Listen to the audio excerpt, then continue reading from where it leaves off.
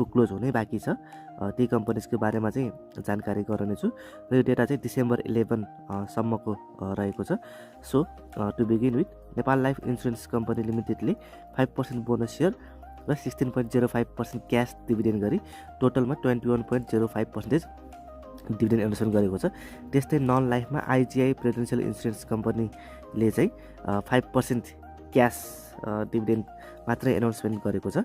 त्यस्तै first micro finance लघुवित्त वित्तीय संस्था लिमिटेडले 6.5% क्यास डिभिडेन्ड मात्रै एनाउन्समेन्ट गरेको छ। त्यस्तै डिप्रोक्स लघुवित्त वित्तीय संस्था लिमिटेडले भने 10% बोनस सेयर र 5% क्यास डिभिडेन्ड गरी टोटलमा 15% डिभिडेन्ड एनाउन्समेन्ट गरेको छ। त्यस्तै सिटिजन लाइफ इन्सुरेन्स कम्पनी लिमिटेडले 20% क्यास डिभिडेन्ड चाहिँ एनाउन्समेन्ट गरेको छ।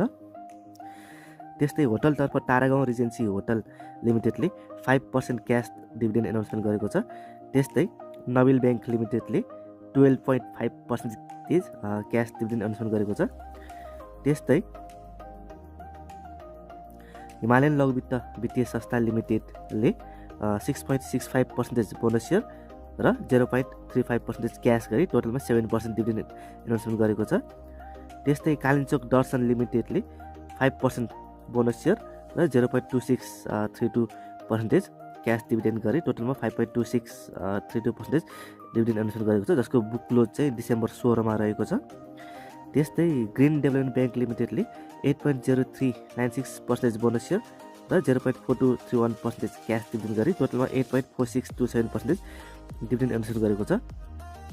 त्यस्तै नेपाल एसबिआई ब्याङ्क लिमिटेडले 4% बोनस सेयर र 5% क्यास डिभिडेन्ड गरी 9% टोटल डिभिडेन्ड चाहिँ एनाउन्समेन्ट गरेको छ, जसको बुक क्लोज चाहिँ डिसेम्बर 19 मा रहेको छ। त्यस्तै श्री इन्भेस्टमेन्ट फाइनेन्स कम्पनी लिमिटेडले 6.4% क्यास डिभिडेन्ड मात्र एनाउन्समेन्ट गरेको छ। त्यस्तै एनएमबी ब्याङ्क लिमिटेडले 5% बोनस सेयर र 5% क्यास गरी टोटलमा 10% डिभिडेन्ड एनाउन्समेन्ट गरेको छ। त्यस्तै स्वावलम्बन लघुवित्त वित्तीय संस्था लिमिटेडले 5.6365% बोनस सेयर र 4.3635% क्यास डिभिडेन्ड गरी 10% डिभिडेन्ड एनाउन्समेन्ट गरेको छ।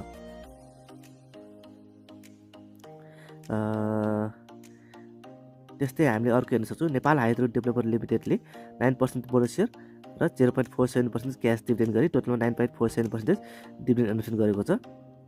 त्यस्तै साना किसान लघुवित्त वित्तीय संस्था लिमिटेडले 14.25% बोनस सेयर र 0.75% क्यास डिभिडेन्ड गरी टोटल 15% डिभिडेन्ड एनाउन्समेन्ट